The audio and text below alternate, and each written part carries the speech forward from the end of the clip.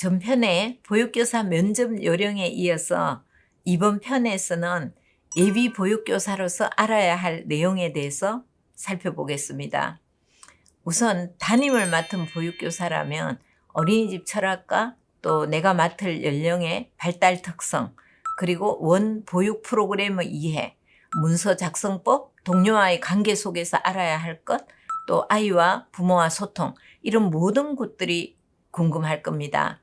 그 중에서도 예비 보육교사들이 가장 궁금해하는 것은, 그리고 좀 두려워하는 것은 무엇일까요? 바로 아이들과의 소통, 부모와의 소통이라고 생각합니다. 지금은 소통의 시대입니다.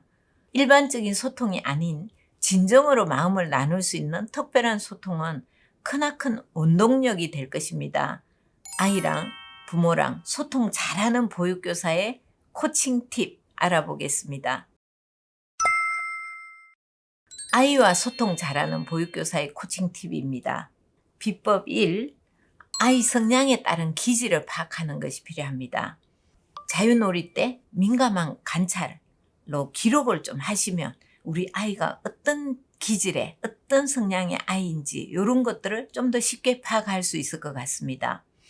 그리고 학부모와의 전화 상담을 통해서 아이가 집에서 어떤 행동을 하는지 이런 것들도 파악하는 것이 필요합니다. 다양한 놀이들을 시도해서 기질을 빨리 파악하면 아이와 훨씬 소통이 잘 되기 때문에 우선 아이의 기질, 빠른 기질인지 느린 아이인지 좀 꼼꼼한지 이런 기질들 파악하는 거 중요합니다. 다음은 비법 2번째, 공감대 형성을 통해서 호기심을 자극하는 것 필요합니다. 우리 반 친구들의 관심사가 뭘까? 이걸 고민해 보셔야 돼요. 예를 들어서 남자아이들은 로봇이나 자동차 이런 것에 관심이 많고요. 여자아이들은 공주인형이나 동물인형 뭐 이런 것들에 관심이 많죠. 이런 것들에 대해서 관심을 가지면 아이와 훨씬 소통이 더 잘 될 것 같습니다. 그리고 선생님 별명 만들기 이런 것도 해보면 좋을 것 같아요. 선생님 별명이 뭐 토끼라든지 또 공주 선생님, 우리 공주 선생님 뭐 이렇게 하면 아이들이 굉장히 이렇게 편안하게 선생님과 소통할 수 있기 때문에 이런 것들도 좀 필요하고요. 그리고 다양한 목소리의 변화로 집중을 좀 시키면 좋을 것 같아요. 얘들아 안녕 뭐 이런 목소리 톤이 있잖아요. 선생님이 좀 목소리 톤에 그 변화를 주면 아이들이 훨씬 집중을 잘하기 때문에 이런 것도 좀 해보시면 좋을 것 같아요.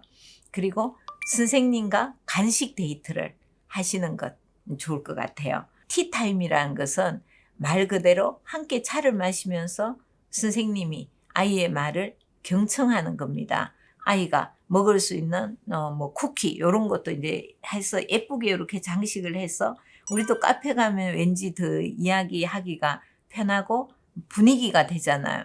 이런 티타임을 통해서 아이와 더 또 친해지고 신뢰와 격려 이런 것을 만드는 시간이 될 것입니다. 비법 3번째, 스킨십을 많이 하시는 거 정말 좋습니다. 아이가 처음 등원하면 아이를 안아주죠. 한 7초 정도 이렇게 포옹해주면서 해주시는 것도 좋습니다. 그리고 부드러운 로션 놀이 하는 것도 도움이 됩니다. 로션을 손에 짜주고 서로 마사지하는 놀이예요. 이런 스킨십 놀이는 정말 아이와 이렇게 소통하는데 굉장히 도움이 되고 특히 부모님과도 해보면 반응이 아주 좋은 놀이입니다. 그리고 간질간질 기속말하기 놀이예요. 그러니까 선생님이 아이에게 선생님은 너를 사랑해 이렇게 이야기를 하게 되면 아이들이 되게 마음이 뿌듯하고 선생님이 정말 나를 특별히 생각하는구나 이런 마음을 가질 수 있겠죠. 그래서 기속말놀이 이런 것도 도움이 됩니다. 다음은 예비 교사들에게 물어보면 제일 두려운 것 바로 학부모와의 소통이라고 합니다. 그럼 이 학부모님 소통 시 기억해야 할 내용 살펴보겠습니다. 자, 먼저 첫 만남에 좋은 이미지를 남기도록 인사를 하시고 또 용모를 좀 신경을 써야 될 것 같아요. 행동도 각별히 신경을 써야 될 것 같습니다. 우선 부모님을 이렇게 만나면 시선을 피하게 되면 엄마 입장에서는 저 선생님이 왜 나를 이렇게 눈을 마주보지 않고 시선 피하지? 이렇게 생각할 수도 있기 때문에 눈과 인중 사이에 이렇게 시선을 두고 경청하는 자세를 갖추는 거 필요합니다.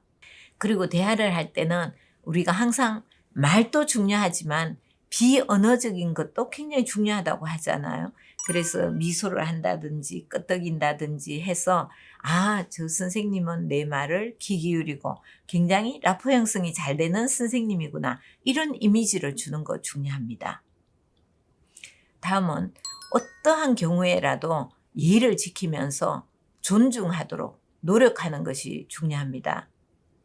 선생님은 아이에게 최선을 다하는 자세를 늘 보여주고 부모님을 존중하는 그런 말투를 쓰는 것이 중요합니다. 그렇게 되면 부모는 저절로 교사를 믿고 신뢰하면서 존경심이 우러날 것입니다. 다음은 부모와 사적인 만남이나 관계를 갖지 않도록 하는 것이 필요합니다.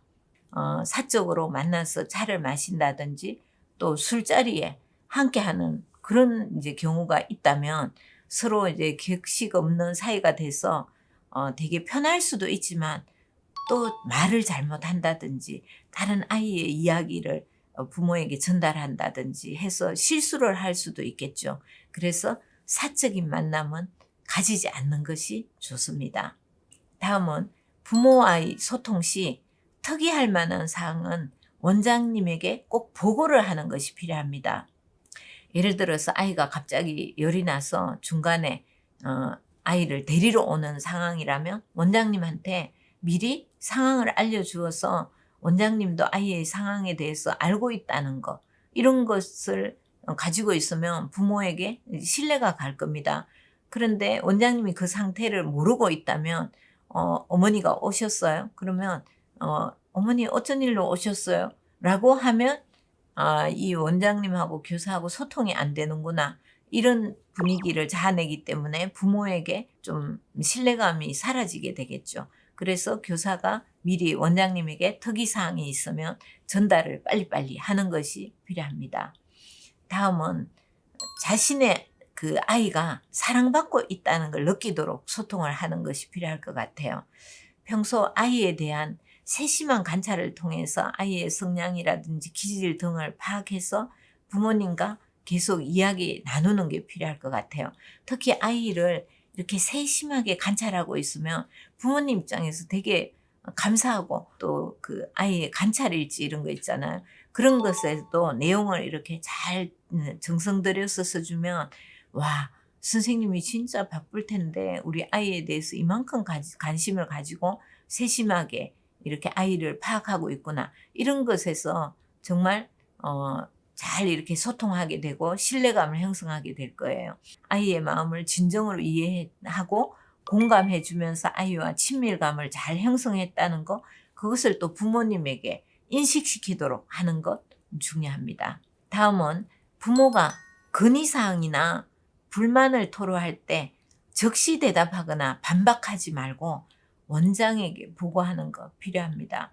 어머니가 어떤 불편함을 호소할 때 바로 내가 결정해서 그거는 저희가 잘못한 게 없는 것 같은데요 라든지 아니면 뭐 앞으로 이렇게 하겠다 했는데 어린이집의 어떤 상황상 그렇게 할 수 없을 수도 있잖아요. 그러면 부모님이 교사에 대해서 신뢰감이 떨어질 수도 있고 혹은 원장님이 비협조적이다 이런 느낌을 줄 수도 있기 때문에 불만이 있거나 건의사항이 있으면 꼭 원장님과 소통을 하는 것, 이것이 필요합니다. 다음은 영유아기의 발달 과정에서 나타나는 문제, 행동을 특별히 막 엄청 부각시켜서 이렇게 이야기하지 않는 것이 필요할 것 같습니다. 아이들은 동생이 생겼거나 부모님이 일을 갑자기 시작하게 되면 대부분의 아이들이 문제 행동을 나타내게 됩니다. 이럴 때 선생님이 너무 민감하게 반응하면서 우리 땡땡이가 요즘 그 아이들을 자꾸 때리고 장난감도 막 마구 던지네요. 어머님이 일을 해서 일을 갑자기 하게 되니까 아이가 스트레스를 많이 받나 봐요. 이렇게 이제 말을 하다 보면 우리 애가 내가 직장 다니니까 그런 문제가 생겼네? 그러면 나 직장 안 다녀야 되나? 하고 이제 이것이 태소로 이어지거나 하게 되면 또 원장님 입장에서는 왜 그런 쓸데없는 말을 해서 부모가 그렇게 느끼게 했냐라고 하면 또 선생님하고 원장님과의 관계도 좋지 않고 너무 그렇기 때문에 그냥 이제 그런 어떤 상황이 생겼을 때 조금 지켜보시고 조금 더 이렇게 막 그거에 대해서 너무 강조하지 않는 거 이런 것들이 좀 필요할 것 같습니다.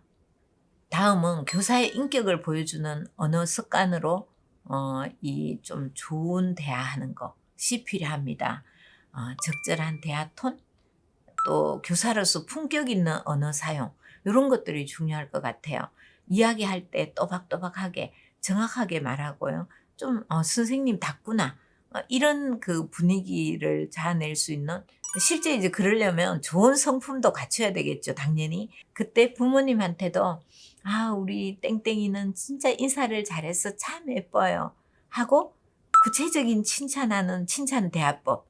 우리 땡땡이는 친구한테 색연필을 찾아주더라고요. 라면서 원에서 그 일어나는 것을 일화를 많이 이야기해주는 일화 대화법을 사용하는 것도 좋은 방법입니다. 그리고 부모님과 이야기하실 때 생글생글 웃으면서 끝까지 들어주는 호감 대화법 사용하시면 좋겠습니다. 선생님이 조금 힘드셔도 이렇게 얼굴 표정도 좀 관리해 주시고 그렇게 하시는 것이 필요합니다. 그 다음 교사 개인의 경험이나 육아관을 부모에게 말하지 않도록 하는 것 중요합니다.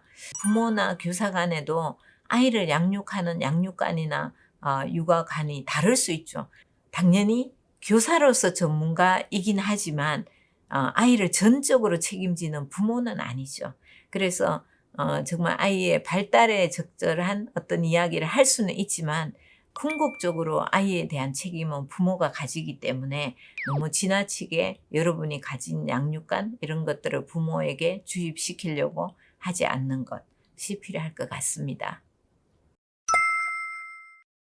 자, 오늘 제가 여러 가지 말씀을 좀 드렸는데요. 오늘 내용을 좀 정리해 보자면 그 부모와 아이와 소통을 잘하는 것 그것에 대해서 제가 말씀을 쭉 드렸습니다. 결국 평소 아이에 대한 세심한 관찰을 통해서 아이의 성향이나 기질 등을 파악하는 것이 필요합니다. 그리고 아이의 마음을 진정으로 이해하고 공감해 주면서 아이와 친밀감을 형성하는 거 필요하죠. 그리고 부모와 소통할 때 정말 아이의 입장에서 아이를 바라보고 또 부모의 관점에서 어떤 부모의 기대라든지 또 좋은 예의 있는 자세 정말 훌륭한 성품을 가지고 부모와 소통하는 것 이런 것들이 필요합니다. 사실 우리가 엄마가 되는 것도 정말 힘든데요. 보육교사가 되는 과정도 처음에는 낯설고 힘들게 느껴질 겁니다. 그러나 여러분이 아이들을 잘 관찰하시고 이해하려는 노력을 가지신다면 정말 여러분이 멋진 보석처럼 빛나는 교사가 될 것입니다. 오늘도 마음 키움 코치 도미안 교수였습니다. 감사합니다.